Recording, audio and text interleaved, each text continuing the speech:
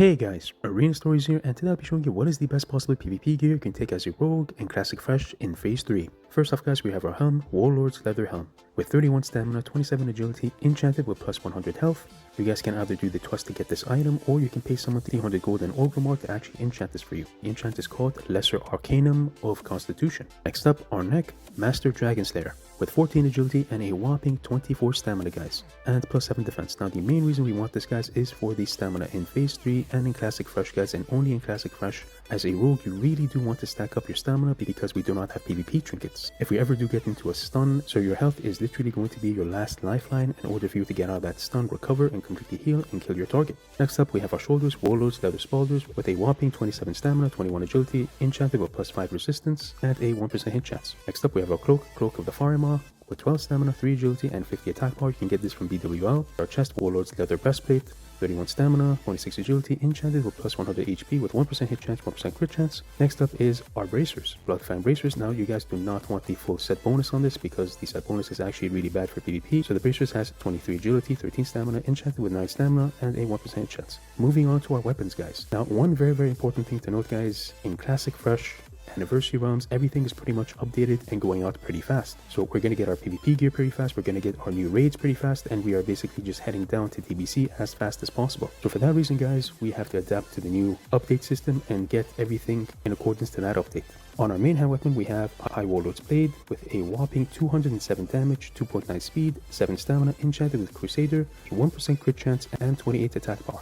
This is the strongest possible sword you can get right now in Phase 3. On our offhand, Corehound Tooth with 107 damage, but we mainly want this for the speed guys, the 1.60 speed with 9 stamina, enchanted with Crusader, a 1% crit chance, and 20 attack power. We mainly want this for the poison application guys to keep up that crippling poison. Next up we have our gloves. This is going to be this even till the last phase guys. Bloodfang gloves with 20 agility, 20 stamina, 19 strength, plus 10 shadow resistance, enchanted with plus 7 agility, but the main reason we want this is for the immune to disarm, so we cannot get disarmed by warriors or shadow priests. Next up is our belt, Dragonhide belt with 17 stamina, which is huge, 60 attack power, and a 1% increased dodge chance. Next up we have our legs, General's Leather Leg Guards with 27 stamina, 27 agility, enchanted with plus 100 HP. Again guys, you can get the same plus 100 HP enchant from either doing the quest or buying it from Orgrimmar from someone, as I've shown you guys before, with a 2% hit chance and 1% crit chance. Moving on to our boots, General's Leather Treads with 25 stamina, huge, 22 agility, enchanted with minor speed. Now the reason why we're not taking stamina and taking speed guys is because we have control. Control is king when it comes down to rogues. We really do need this, especially if we have to cut around our target like a warrior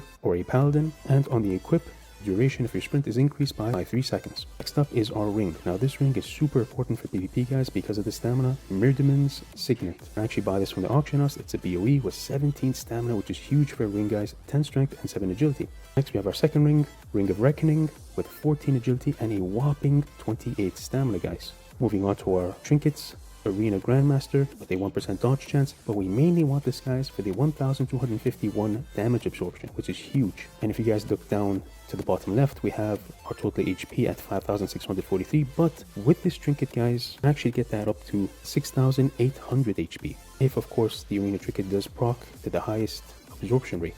Next up we have Tidal Charm, which stuns your target for 3 seconds, which is huge for PvP guys. This does not stack with your kidney shot as well, so it's insane. Now I know these trinkets might be quite difficult to get, so I'm going to narrow this down guys and make it a bit more realistic to those who do not have that much time to grind in the game. So I'll be showing guys a few other options you can take instead of these. In Moon card, Maelstrom, a chance to trigger 200 to 301 nature damage. The proc rate is actually pretty decent guys because we will be playing with Hemorrhage since we are sword specs, so this is pretty nice. And our second trinket, Drakefang Talisman, you can get this from BWL with a whopping 56 attack power, 2% hit chance, and 1% dodge chance. I'll be showing you guys one last trinket option that you can have. Again, this is if you really do not have any time to play the game and grind gear. You can get a Gnomish Death Ray. This can crit up to 1800 damage on your target, and you just have to level up your engineering. And Black Hands Breatheth. Again, these two options is if you do not have time to grind guys and just want to play the game and kill targets.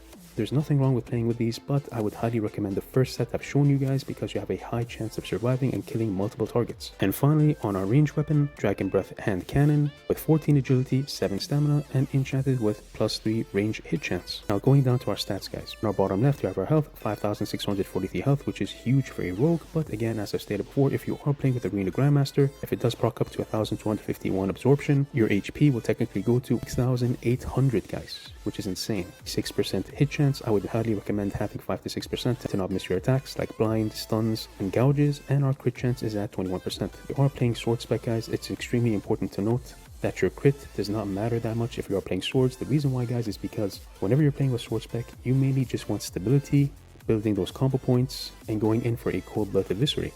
But if you are playing dagger spec, and I'll be making another video about that, you do want to sacrifice your HP for some crit chance because you want a default of 25% crit chance if you are playing with backstab. But since we are playing with swords as our main spec, we do not need it. We can just stack HP. Now moving on to the talents, I'll be going through this super fast, guys, so please do keep up. On our step talent tree, 5 out of 5 on Master of Deception, extremely important. 2 out of 2 on elusiveness, 4 out of 5 on camouflage. Now I have the option of taking 5 out of 5 and replacing ghostly strike with it, but I would highly recommend keeping ghostly strike, guys, because if you do pop an evasion and ghostly strike, you can get up to 65% dodge chance, which is pretty nice against melees, but again, it's just a preference. 3 out of 3 on initiative to build an additional combo point, 3 out of 3 on improved sap, 3 out of 3 on restricted blades, hemorrhage of course, 2 out of 2 on heightened senses. Please do not play without this, guys. If you are a human rogue, on the other hand, you do not have to take this, but if you are anything other than a human rogue, please do take this, guys. It's extremely important. Next is preparation, dirty deeds to reduce the energy cost of cheap shot. Moving on to our combat talent tree, 3 out of 3 on gouge to increase our gouge CC by 1.5 seconds. Moving on to the assassination tree, 3 out of 3 on eviscerate, increasing our eviscerate damage by 15%. As I stated before, we will be using cold blood into an eviscerate as our one-shot damage. 5 out of 5 on menace for the 5% crit. 3 out of 3 on ruthlessness to gain an additional combo point. 1 out of 1 on relentless strikes. This is the most important talent in the talent tree, guys. Please do not skip on this.